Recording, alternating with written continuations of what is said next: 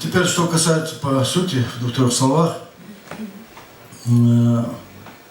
Вот недавно, на днях я был на приеме у полпреда Северокавказского федерального округа, и там выступил в мою поддержку Аздоев Жамбулат, он правозащитник наш.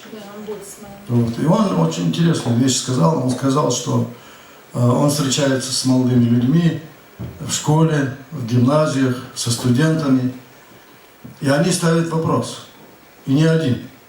А что происходит с нашим народом? Почему происходит все всегда с нашим народом? Почему у нас сидят люди сейчас невинные? Что делается в республике? Кто нам ответит? И вот помнить то, что мы сейчас говорим, надо, конечно же, это важно. Рассказывать это надо. Но для чего помнить? Почему помнить надо? Запомнили, рассказали и все, что ли? Я думаю, нужно разобраться, расследовать. Вот этот молодой человек там фильм собирается делать. Это очень важно. Вот эта передача очень важна. Но у нас есть научно-исследовательский институт. Нужно там сделать отделение или направление, которое ответит на следующий вопрос. Нужно ответить, чтобы посмотреть, почему мы страдаем всегда. Почему 1937 год прошелся, он везде в России, а по нашему маленькому народу, ну просто истребительски. Почему так случилось? Или следующее. Почему мы поддержали революцию-то? Другие же не поддержали. Почему напали мы на Деникина, на регулярную армию? А ведь духовные лидеры были впереди, которые и сейчас заявляют, вы должны нас слушаться. Не слушать должны. Но делать не надо всегда, что слушаешь.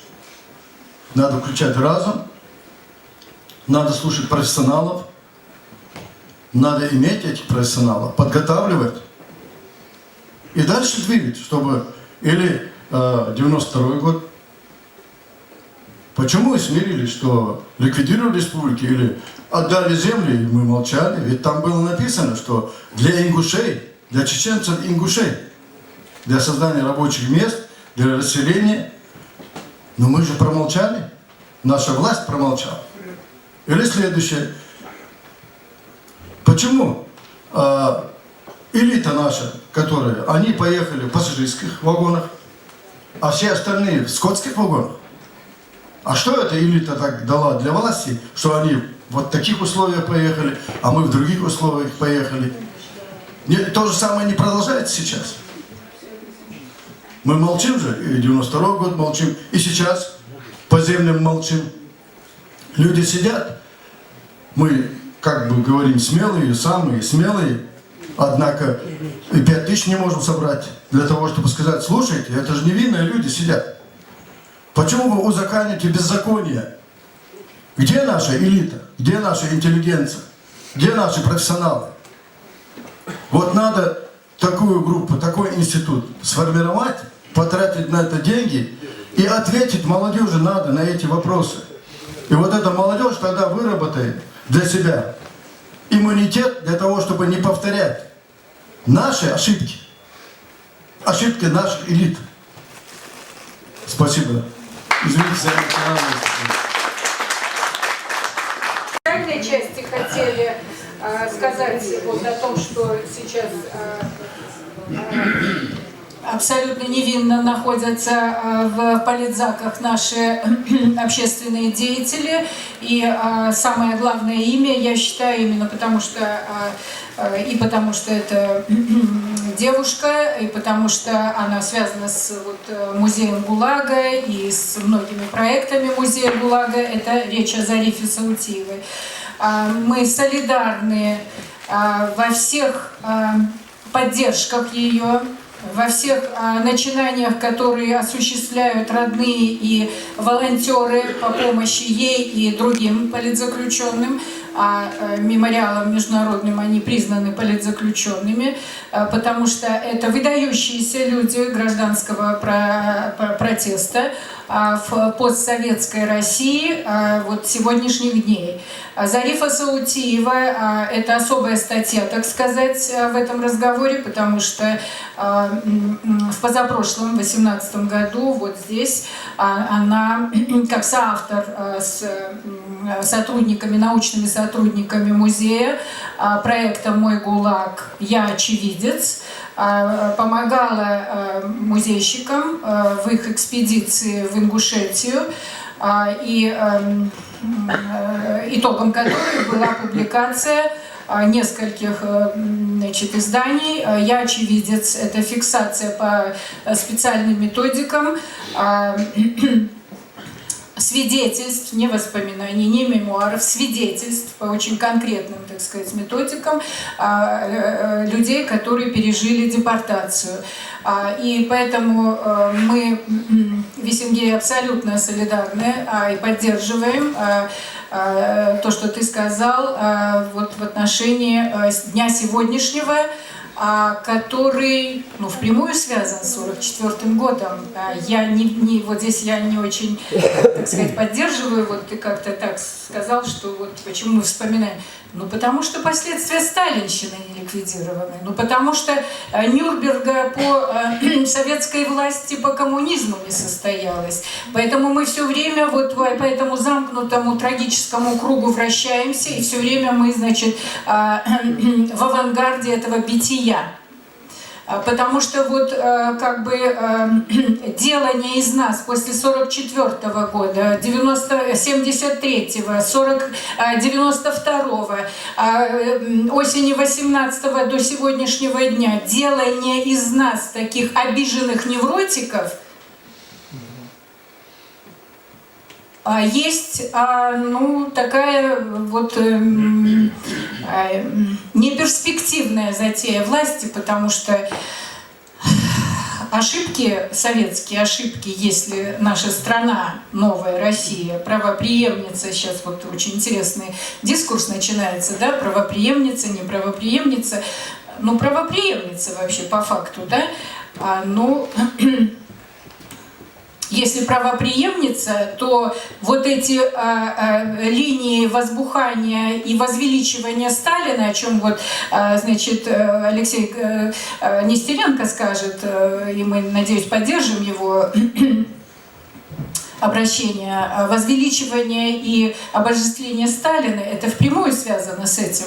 Вот на данном этапе новый, нездоровый, ненормальный, аномальный всплеск, значит, любви к Сталину, установление памятников, почитание его вот очень серьезно, я бы сказала, в отдельных регионах, это не безопасное дело, потому что Ингушский пятачок, полигон, на котором, значит, вот эти сталинские безобразия, они как бы вот такими ядовитыми, все время произрастающими зубьями дракона, вот как-то происходит это именно в Ингушетии, потому что мне кажется, что это абсолютно вот взаимосвязанные вещи. И говорить о 1944 году до сегодняшнего дня необходимо, потому что земля, потому что дом, потому что ингушский двор, потому что ингушское родовое гнездо у части ингушей до сих пор разодрано, отобрано и находится в чужих руках. Потому что, значит, ближайшие братья по судьбе именно в эпоху этого страшного сталинского периода, когда мы действительно были войнахами, сегодня тоже участвуют в этом откусывании от нас самого святого, земли. И это тоже, я считаю, сталинское наследие. Если в 90-е годы, ну, мне кажется, что это была некая такая тоже дьявольская компенсация за пригородный район 92-го года. В 90-е годы однозначно, я помню это хорошо и знаю это хорошо, и в Ингушетии, рядом с братьями по судьбе тогдашними, 23 февраля был абсолютно трагическим и страшным днем. И никаких вообще, понимаете, гвоздик и попыток даже, значит, говорить о дне защитника Отечества не было. Мы только скорбели, вспоминали, говорили и правильно для будущих поколений проговаривали этот страшный день. В последующие годы, и, кстати, в это время сталинщина, Сталин были объектом почитания абсолютно маргинальных слоев российского тогдашнего общества, в частности, этого, значит, отстойника газеты «Завтра». В последующее время, значит, вот это как бы новая, так сказать, эпоха деловых, прогрессивных, международного уровня менеджеров приводит образ Сталина успешного менеджера. И начинается попытка, так сказать, увода этой национальной памяти от 23 февраля как абсолютной катастрофы. Значит, на какой-нибудь майский какой-нибудь, что удалось у братьев по судьбе, значит, этот день вообще вот так вот забыть, на 10 мая перенести в день рождения, значит, нового царя. Но ведь была попытка на государственном уровне в Ингушетии, извиняюсь, на уровне спикера парламента перенести 23 февраля и у нас. И ингушское гражданское общество тогдашнее, я думаю, вот не позволило играться с этим днем. Сегодняшний, извините меня, значит, вот такая некая шизофреническая болезнь, как, ну, это в науке когнитивный диссонанс называется. Значит, с утра скорбим, с полудня начинаем спортивные греко-римские посиделки, концерты, связанные, значит, вот с Днем защитника Отечества, создает хаос в головах. Поэтому мы обязаны с молодежью говорить вот только так, чтобы они знали, что это очередная, значит, вот такая заманиловка или обманка власти, с которой смириться нельзя, и поэтому ну, я убеждена, что именно вот ингушское гражданское общество, оно может быть самое зрелое не только на Северном Кавказе, потому что к сожалению, это, так сказать, маркируется и количеством сидящих активистов, и тем, что ингуши всегда